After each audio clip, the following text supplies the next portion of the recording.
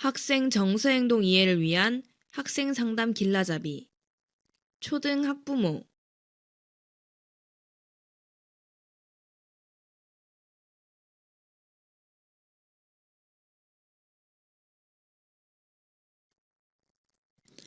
주황이는 어릴 때부터 활동적인 아이였습니다. 엄마는 주황이가 활동적이어서 크고 작은 상처를 달고 다니는 것이라고 생각했습니다. 놀이터에 타고 나간 자전거도 집에 올 땐 챙겨오지 않아 다시 가지러 가는 일이 빈번했고, 외출을 할 때 가지고 간 크고 작은 소지품을 잃어버리는 일도 많았습니다. 엄마가 질문을 해도 질문에 대한 답을 하지 않고 자신이 하고 싶은 말을 해서 같은 질문을 여러 번 해야 하거나 질문을 제대로 들었는지 확인해야 하기도 했습니다. 분명 보호자와 과제를 하면 잘 이해하고 수행하는데 집에서 보이는 능력에 비해 학교나 학원에서의 수행 결과를 보면 기대보다 낫다는 생각이 들기도 합니다. 우리 아이가 이런 모습을 보이고 있진 않나요? 아이의 행동을 살펴보세요. 개학을 앞두고 대부분의 아이들은 새학기 준비물을 챙기거나 개학일을 확인하고 개학날 어디로 가야 하는지 등을 준비하곤 합니다. 우리 주황이는 개학 전 준비를 하기보다는 자신이 하고 싶은 것 위주로 자유로운 시간을 보냅니다. 심부름을 하러 나가서도 심부름을 잊어버리거나 물건을 가지고 오다가 놀이터에 놀면서 물건을 잃어버리기도 합니다.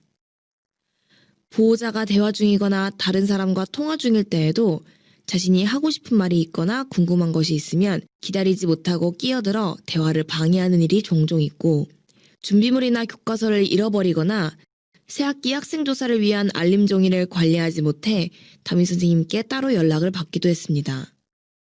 숙제나 스스로 해야 하는 활동에서 보호자가 옆에서 지켜보고 있거나 함께 도와주면 잘하는 것 같지만 혼자서 하게 되면 바로 주의를 잃고 낙서를 하거나 창밖을 보며 다른 행동을 합니다. 또한 떠오르는 생각이나 감정의 조절이 어려워 친구 간의 다툼이 종종 생기고 때때로 몸싸움으로 번지기도 합니다. 자신이 하고 싶거나 궁금한 것이 있으면 위험한 정도를 생각하지 못하고 바로 실행해서 자동차 밑에 들어가거나 높은 곳에서 뛰어내리는 등의 행동을 하고 크게 다치는 경우가 생기기도 합니다.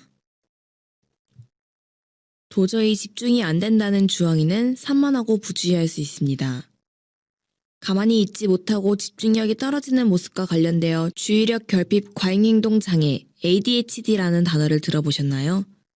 주의력 결핍 과잉행동 장애는 과도한 행동, 충동적인 말과 행동, 주의력 부족 등을 보이는 상태를 말합니다.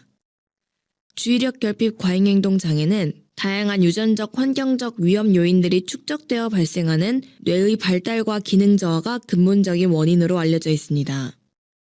주의력 결핍 과잉행동 장애의 유형은 세 가지로 나뉘어집니다. 이 유형을 이해하면 우리 아이의 행동을 보다 잘 알아볼 수 있습니다. 먼저 주의력 결핍 어려움을 가진 아이는 장시간 집중하는 활동을 참여하거나 활동을 마무리하는 것을 어려워합니다. 또한 종종 상대방의 이야기를 잘 듣지 않는 것처럼 보이기도 합니다. 행동이 크지 않고 충동적인 모습이 없기 때문에 눈에 잘 띄지 않아 아이가 주의력에 어려움을 겪고 있다는 것을 늦게 발견하기도 합니다. 또한 주의력 결핍형은 상대적으로 사춘기 이후에도 어려움이 지속되는 모습을 보입니다. 다음으로 과잉행동 충동형을 보이는 아이는 가만히 앉아있지 못하고 계속해서 움직이며 자주 넘어지거나 다칩니다. 순서를 기다리는 것을 어려워하여 중간에 끼어들거나 질문이 끝나기도 전에 대답해버리는 경우가 많습니다. 과잉행동은 눈에 많이 띄어 어린 시기에 일찍 발견되는 경우가 많으나 아이의 활발함과 구분이 어렵기도 합니다. 과잉행동은 나이가 들면서 자기조절력이 생기면 줄어드는 경향을 보입니다. 마지막으로 혼합형은 주의력 결핍과 과잉행동 충동형이 같이 나타나는 유형을 말합니다. 주의력 결핍 과잉행동 장애 혹은 주의집중과 과잉행동 충동성 조절에 어려움을 겪는 아이는 나이가 들며 문제행동이 호전되는 경우도 있고 약물치료, 행동치료 등의 치료활동, 가정, 학교에 꾸준한 관심을 통해 스스로를 조절하는 능력을 기를 수 있도록 하여 어려움을 줄여갈 수도 있습니다. 우리 아이를 돕기 위한 방법에는 어떤 것이 있을까요? 첫째, 한 번에 한 가지만 할 수 있도록 도와주세요. 아이에게 무언가 말을 하거나 해야 할 일을 이야기하실 때에는 명확한 단어로 한 번에 하나씩 할 수 있게 안내합니다. 주황아, 밖에 나갔다 왔으니 손부터 씻으렴. 과 같이 지금 가장 먼저 해야 할 일을 명확하게 말씀해 주세요. 무엇보다 아이가 무언가를 할 때에는 주변을 정리하여 한 가지에 집중할 수 있는 환경을 만들어 주시면 좋습니다. 둘째, 할 일의 순서를 생각해보고 스스로 말하도록 기다려주세요. 아이에게는 자신이 할 일의 과정과 순서를 생각해보고 실제로 말하면서 행동해보는 시간이 필요합니다. 주황아, 책상에서 무언가를 하고 난 다음에는 뭘 해야 하지? 처럼 질문하고 아이가 한 번에 한 가지씩 하는 것이 익숙해지면 두세 가지를 아이가 스스로 순서를 정해 차분하게 해볼 수 있도록 도와주시는 것이 좋습니다. 이때 보호자는 좋아, 그럼 이제 주황이가 이야기한 순서대로 차근차근 정리해볼까? 라고 하며 도울 수 있습니다. 여러 사람이 함께하는 보드게임이나 간단한 신체 놀이를 하면서 정해진 규칙 안에서 자신의 순서와 역할을 생각해보고 놀이를 해보며 자신을 조절하는 방법을 배울 수 있습니다. 셋째, 칭찬과 표현은 자세하게 해주세요. 아이의 행동을 자세하게 살펴 칭찬하면 점차 그 행동의 빈도를 늘릴 수 있습니다. 주황아, 학교에 다녀오고 나서 가방에서 책을 꺼내어 정리해 두었구나. 스스로 해내다니 정말 대단하다. 라고 칭찬해주세요. 또래 관계에서 아이가 기분을 잘 표현하는 방법을 구체적으로 가르쳐주세요. 만약 다른 친구와 표현이 서툴러 갈등이 있었다면 이렇게 표현해주세요. 친구가 별명으로 불러서 주황이가 화가 많이 났구나. 하지만 그렇다고 친구의 팔을 잡아당기면 친구가 너의 속마음을 알 수 없어. 뭐라고 하면 좋을까? 넷째, 아이도 최선을 다하고 노력하고 있음을 알아주세요. 일부러 다른 사람과 다투고 남에게 미움받고 싶어하는 사람은 없을 것입니다. 열심히 노력하는데도 결과가 좋지 않으면 포기하고 싶어지기 마련입니다. 아이는 지금도 아이 나름대로 최선을 다해 노력하고 있습니다. 아이의 그런 마음을 충분히 위로하고 격려함으로써 더 나아가고자 하는 동기를 북돋아주세요. 다섯째, 정신건강의학과의 도움을 고려해보세요. 아이가 신경학적 유전적 원인 때문에 산만한 경우에는 약물 복용을 통해 많은 부분이 나아질 수 있습니다.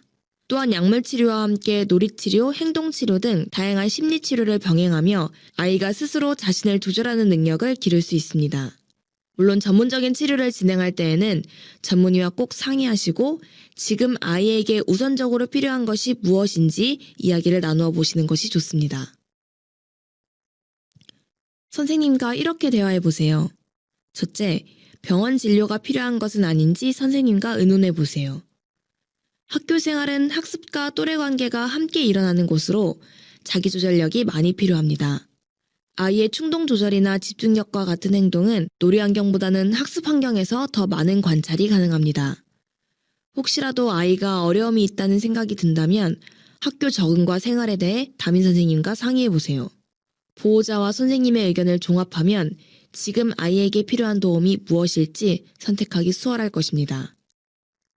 주의 집중과 충동 조절의 어려움은 정도와 어려움의 유형에 따라서 전문 치료와 약물이 병행될 경우 학업과 또래 관계에서 큰 변화를 보일 수 있습니다. 이로 인해 아이가 자존감이 회복되어 더 잘 적응하고 건강하게 성장할 수 있습니다. 두 번째, 담임 선생님과 자주 소통하고 도움을 요청하세요. 아이가 주로 만나는 성인은 보호자와 담임 선생님입니다.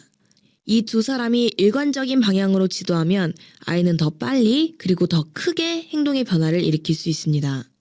학교에서 중점적으로 아이를 돕고 있는 영역이 무엇인지, 가정에서 무엇을 도와야 하는지 의논해 보세요. 그리고 가정에서 집중하여 아이와 함께 노력하고 있는 것이 무엇인지 선생님께 알려주세요. 두 어른이 같은 것을 격려하고 더 잘할 수 있도록 칭찬하면 아이는 더 즐겁게 자신의 변화를 받아들일 수 있습니다. 아이가 잘하고 있는 것이 무엇인지 선생님께 말해주세요. 주의력 결핍 과잉 행동에 어려움이 있는 아동들은 어른들이 옆에서 도와줄 때와 아닐 때의 행동 차이가 매우 크기도 합니다. 그래서 집에서 보호자가 옆에서 함께 할 때는 수월하게 잘하는 것이 학교 환경에서는 자기주도적으로 해야 해서 어려움을 느낄 수도 있습니다. 아이가 어린이 옆에서 집중하는 것을 돕거나 행동 조절에 대해 도와줄 때 더 잘하는 것들을 선생님께 알려주세요. 선생님이 아이의 실제 능력을 알면 아이를 위한 학습 환경 조성에 도움을 줄 수 있을 것입니다. 실제로 주의력에 어려움이 있는 아이들은 앞자리에서 선생님의 존재를 느낄 때, 충동 조절에 어려움이 있는 아이들은 문가에서 충분히 자기 공간을 가질 때 학업 수행에 도움을 받기도 합니다.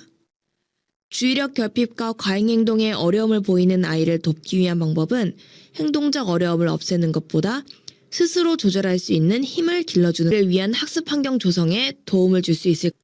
우리 아이의 행복하고 건강한 학교 생활을 도울 수 있는 자원들을 미리 알고 있다면 어려움을 줄이는 데 많은 도움이 됩니다. 그럼 어떤 지원이 가능한지 알아보겠습니다. 첫째, 먼저 학교 내 위클래스와 지역의 위센터에서 지원을 받을 수 있습니다. 위클래스와 위센터에서는 모래놀이 치유 상담과 사회기술 훈련 등을 통해 우리 아이의 자기조절력을 기르고 스스로 계획하고 자신을 돌아볼 수 있는 능력을 기를 수 있습니다. 필요한 경우 위센터에서는 가족 상담, 심리 검사, 치료 지원 등 다양한 지원이 가능합니다. 둘째, 초등학교의 정서행동 특성 검사에서 아이의 어려움에 대한 정도를 파악할 수 있습니다. 정서행동 특성 검사는 1학년과 4학년 학생을 대상으로 학기 초 실시됩니다. 이 결과로 아이들의 어려움의 정도와 내용을 알 수 있기도 합니다.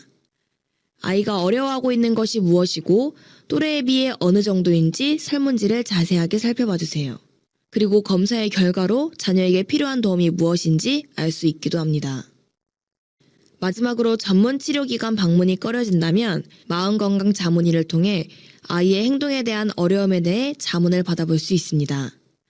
아이의 발달과 성장에 대해 전문가로부터 아이의 상태를 점검받고 필요한 도움이 있다면 무엇일지 의견을 들을 수 있습니다. 마음건강 자문의는 시군의 위센터에서 운영하고 있는 사업입니다. 주의력 결핍, 과잉행동, 그리고 충동성이 7세 이전에 나타나기 시작하는 질환입니다. 이들은 학업 수행에 부주의한 실수를 많이 하고 지속적인 주의 집중에 어려움이 있으며 잘 듣지 않고 지시를 잘 따르지 않고 과제를 체계적으로 수행하지 못하고 지속적인 과제를 싫어하고 잘 잊어버리고 외부의 자극에 쉽게 주의가 산만해지며 일상적인 일을 잘 잊어버립니다. 또한 손발을 꼼지락거리고 교실을 돌아다니고 지나치게 달리거나 조용한 활동을 잘 하지 못하고 쉴 새 없이 움직여서 지나치게 말을 많이 하고 질문이 끝나기 전에 답을 해버리고 차례를 기다리지 못하고 말참견을 많이 합니다. ADHD는 생물학적인 원인, 정신사회학적 원인 등 여러 가지 복합적인 원인이 있겠습니다. 신경학적으로 뇌 전두엽의 기능 저하와 도파민의 이상 소견을 보고하고 있습니다. 아동학대 방임 등의 양육 환경뿐만 아니라 임신 및 출산 전후의 저체중, 감염, 중급성 등의 유해 환경 물질 노출도 영향이 있는 것으로 보고된 바가 있습니다. 심리치료 방법으로는 단순하고 일관된 환경을 제공하는 것이 좋고 계획표를 작성하고 아이 스스로 규칙적인 생활을 잘 실천할 수 있도록 합니다. 약물치료로서 도파민 자극제와 같은 약물을 복용합니다. 다른 질환에 비해 우수한 효능을 갖고 있어 약물치료가 도움이 되고 입맛이 감소하고 수면 시간이 감소할 수 있고 그런 부작용이 소수에서 나타날 수 있지만 미국과 유럽에서 매우 많이 사용되고 있는 안전한 약입니다. 가족 내 갈등이 있다면 함께 가족 상담을 받으시는 것이 좋습니다. ADHD는 틱 장애와 강박 증상이 동반되어 나타날 수 있으므로 이에 대한 자세한 평가와 치료가 필요합니다. 학생들에게 도움을 줄 수 있는 곳들을 소개합니다. 위클래스. 대부분의 학교에서는 위클래스라고 하는 학생 상담실이 있습니다. 상담 선생님은 개인 상담, 집단 상담, 심리 검사 등 학생들을 위한 다양한 프로그램을 진행합니다. 상담뿐 아니라 학생이 호소하는 정서적 어려움에 따라 지역 내 상담 전문 기관에 연계하기도 합니다. 자녀의 심리 정서적 어려움으로 고민될 때에는 상담 선생님과 이야기를 나눠보세요. 위센터. 각 시군에 소재한 교육지원청에는 지역의 학생 상담을 총괄하는 위센터가 있습니다. 교내 위클래스가 없는 학교를 위해 순회 상담을 하기도 하고 정서적 고위기 학생을 위한 종합심리검사, 병원 치료비 지원, 전문기관 연계 등의 업무를 진행하고 있습니다. 지역 특색에 따라 각 지역 윗센터에서 운영하는 사업이 다를 수 있으니 꼭 확인해보세요. 맑은 마음 상담센터. 충청남도 교육청에서는 정서적 고위기 학생과 학부모를 위한 모래놀이 상담을 지원하고 있습니다. 천안시 청소동에 위치한 맑은 마음 상담센터에서는 정서적, 행동적 어려움을 호소하는 학생과 학부모를 대상으로 모래놀이 상담 15회기를 무료로 지원합니다. 학생뿐 아니라 학부모의 상담이 필요한 경우에 활용하시면 도움이 될 수 있습니다. 마음건강자문위. 마음건강자문위는 지역의 정신과 자문위가 정서적 위기 사례의 어려움을 해결하기 위한 자문을 제공합니다.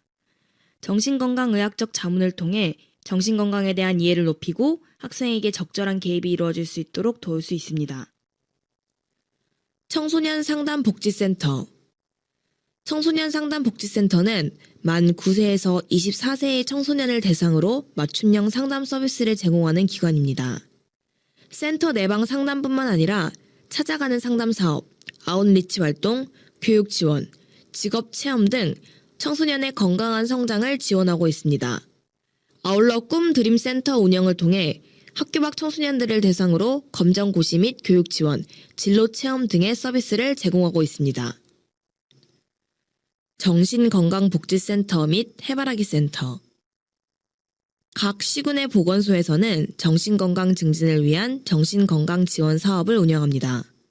자살, 우울증, ADHD, 알코올 및 도박 중독을 겪는 청소년을 위한 정신건강 증진 서비스가 마련되어 있습니다. 특히 성사안의 경우 해바라기 센터 연계를 통해 상담 지원, 의료 지원, 수사 지원, 법률 지원을 받을 수 있습니다.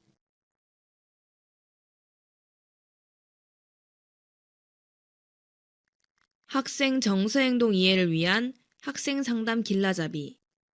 초등 학부모.